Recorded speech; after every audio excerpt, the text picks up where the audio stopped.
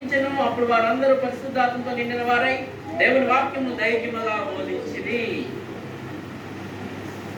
అంటే ఇక్కడ వీళ్ళు ఏదైతే చెప్పారో అదే విషయాన్ని అక్కడ వార్నింగ్ ఇచ్చారో అదే వార్నింగ్ ఇక్కడ అడుగుతా ఉన్నారు. మళ్ళా మీకు అప్పుడు చెప్పాం కదా, మీరు చేయొద్దంటే మళ్ళీ మీరు అదే చేస్తున్నారు ఏంటి అని చెప్తూ అన్నట్టు అప్పుడు వెంటనే పౌలు ఇది పేతురు అపోస్తులు నిలబడి ఈ విషయాన్ని దాని మళ్ళా మాట్లాడారు. ఎవరు లేపారంటే ఎందుకు? మన పితృల దేవుడు. మన పితృల దేవుడు ఎవరు? మన పితృలు ఎవరు? ఇస్సాకు, యాకోబు దేవుడే. ఆయన లేపెను అంటే వాళ్ళందరూ కూడా యూదులే కాబట్టి మన పితృలు అంటే వాళ్ళకి తెలుసు. ఎవరు? అబ్రహాం బాగా తెలుసు, ఇస్సాకు బాగా తెలుసు, యాకోబు తెలుసు. ఆయనే లేపాడని చెప్తాను. ఇప్పుడు ఎలాగొంటుంది చూడండి. మళ్ళా నేను చెప్పొద్దురా బాబు అంటే మళ్ళీ అదే తీసుకొచ్చి మళ్ళీ తిరగేసి మరగేసి అక్కడే దాన్ని కనెక్ట్ అక్కడ ఏమన్నాడు అక్కడ? అందుకు మనుషులు అదే మీరు మ్రానున వేలాడ వేసి సంహరించిన యేసును మన పితృల దేవుడు లేపెను.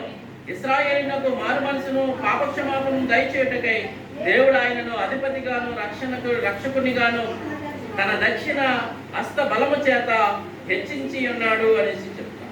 అంటే తన కుడి చేత హెచ్చించి ఉన్నాడు. దక్షిణాస్తం అంటే కుడి చేయి. ఇప్పుడు దేవుడు నాడు దక్షిణాస్తానికి అంటే మీరు ఆలోచించేయాలి. ఇవన్నీ నేను ఆలోచించేవాడిని. ఇప్పుడు ఆయన కుడి చేయి దక్షిణాస్తం అన్నాడంటే ఇప్పుడు ఆయన ఇటుపక్క డైరెక్షన్ లో నిల్చున్నాడని కూడా నేను చాలాసార్లు ఆలోచించాను.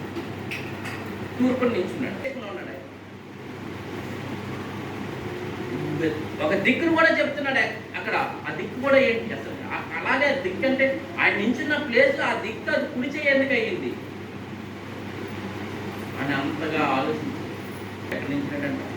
తూర్పుకి ఎదుర్కొంటూ ఇలాగే ఆయన దక్షిణ హస్త బలము చేత హెచ్చించి ఉన్నాడు. దేవుడు తనకు విధేయులైన వారికి అనుగ్రహించిన పరిశుద్ధాత్మయు ఈ సంగతులకు సాక్షులమై ఉన్నామని చెప్పింది. ఇప్పుడు వీళ్ళు ఏమేమి విషయాలు చెప్పారో అన్ని విషయాలు కూడా మళ్ళీ ఇక్కడ అన్ని కూడా జరుగుతాయి.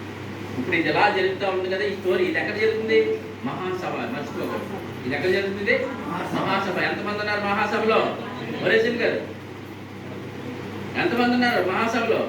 మీరు చెప్పకపోతే అనకండి. మళ్ళీ చాలా మంది అనకండి. 70 మంది ఉన్నారు. ఆ 70 మందిలోని వీళ్ళందరూ కూడా ఉన్నారు. ఇప్పుడు అందులో మీరు ఇప్పుడు 33వ వచనం చదవండి. వారు ఈ మాట విని అత్యాగ్రహము తెచ్చుకొని వీరిని చంపనుద్దేశించగా సమస్త ప్రజల వలన ఘనత నొందిన వాడును ధర్మశాస్త్ర ఉపదేశకుడునైన గమాలియేలును ఒక పరిసయ్యుడు మహాసభలోంచి లేచి అన్నాడు.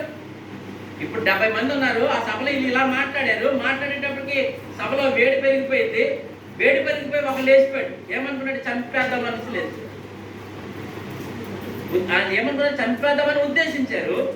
ఉద్దేశించగానే ఒక ఆయన లేచిపోయాడు. ఆయన ఎవరంటే ఆయన పేరేంటండి? గమాలియేలు. ఈయన గురించి కూడా మీ స్టోరీ తెలియదు. ఈయనెవరు? ఈయన మనీష్ గారు. ఈయనెవరు? ఈయన పేరేంటి? అయితే ఈయన ఎవరంటే అసలుకే ఈయన అక్కడ రాశాడు చూడండి. ఈయన గురించి సమస్త జనుల వల్ల ఘనత నొందినవాడంట. అంటే చుట్టుపక్కల జనాల వల్ల ఈయన ఎవరంటండి? ఘనత నొందినవాడు. అంతేకాదు ధర్మశాస్త్ర ఉపదేశకుడు. ఈయన ఎవరంటండి? ధర్మశాస్త్రాన్ని బోధించేవాడు. ధర్మశాస్త్రం అంటే ఏమని చెప్పాను మీకు? ఏమంటే ఏంటంటే ధర్మశాస్త్రం అండి. అందులోనే అన్ని రాశాడు. అందులోనే పదాజ్ఞలు ఇచ్చాడు. అందులోనే అన్నీ ఉన్నాయి. 5 వాటిల్లో కూడా 613 ఆజ్ఞలు ఉన్నాయి. 613 ఆజ్ఞలు పదాజ్ఞలతో కలిపే మళ్ళీ మీకు చెప్తున్నాను. అటువంటి ఆజ్ఞలన్నింటినీ కూడా సిలువ రక్తంలో ఆయన తుడిచేశాడు. ఇప్పుడు నువ్వు నేను ఫ్రీ. మనకి ఏ భారము ఏ లేదు. మనకి అంత ఫ్రీ చేసేసాడు ఆయన. ఆ పదాజ్ఞలు 613 మీరు చూసుకోవద్దు, కానీ మిగతా పదాజ్ఞలు చూస్తేనే మనకి మనం చేయగలమా లేదన్నది మనకు అర్థమైపోతుంది. ఇప్పుడు ఆయన ధర్మశాస్త్ర ఉపదేశకుడు అంట. ఆయన ఇంకొక మాట అన్నాడు, ఒక పరిసయుడు మహాసభలోంచి లేచాడు. ఆయన ఎవరంటే గమాలియేలు. ఆయన ఎవరు? ఎందుకే గమాలియేలు ఎవరంటే ఎవరు? మీకు ఆయన ఎవరో తెలియాలి కదా. మిమ్మల్ని లూకా సువార్త 2వ అధ్యాయంలోనికి తీసుకెళ్తాను మీకు అర్థమవడం కోసం. ఇప్పుడు నీ మాట చెప్పున సమాధానముతో నీ దాసుని పోనిచ్చుచున్నావు. అన్ని జనులకు నిన్ను బయలుపరచుటకు వెలుగుగాను, నీ ప్రజలైన ఇశ్రాయేలీయులకు మహిమగాను, నీవు సకల ప్రజల ఎదుట సిద్ధపరిచిన నీ రక్షణను నేను కనులారా చూచితిని. ఈ మాటసారి యెరూషలేమునందు సిమియోనను ఒక మనుషుడు ఉండెను. అతడు నీతిమంతుడును భక్తిపరుడునై ఉండి ఇశ్రాయేలీయుల యొక్క రక్షణ కొరకు కనిపెట్టిన వాడు. పరిశుద్ధాత్మ అతని మీద ఉండెను. అతడు ప్రభువు యొక్క క్రీస్తును చూడక మునుపు మరణము పొందడని అతనికి పరిశుద్ధాత్మ చేత బయలుపరచబడి ఉండెను. ఆత్మవశుడై అతడు దేవాలయంలోనికి వచ్చెను. అంతటా చూడండి, ధర్మశాస్త్ర పద్ధతి చెప్పు ఆయన విషయమై జరిగించుటకు తల్లిదండ్రులు శిశువైన యేసును దేవాలయంలోనికి తీసుకొని వచ్చినప్పుడు అతడు తన చేతులలో ఆయనని ఎత్తుకొని దేవుని స్తుతించిన. అక్కడ చదివేశామని. ఇప్పుడు ఈయన గురించి ఎందుకు చెప్తున్నానంటే, ఇప్పుడు ఏ గమాలియేలు అయితే ఉన్నాడో ఆయనకి ఈయన తండ్రి. గమాలియేలు సిమియోను కుమారుడు, ధర్మశాస్త్ర ఉపదేశకుడు, ప్రజల వలన ఘనత నొందినవాడు.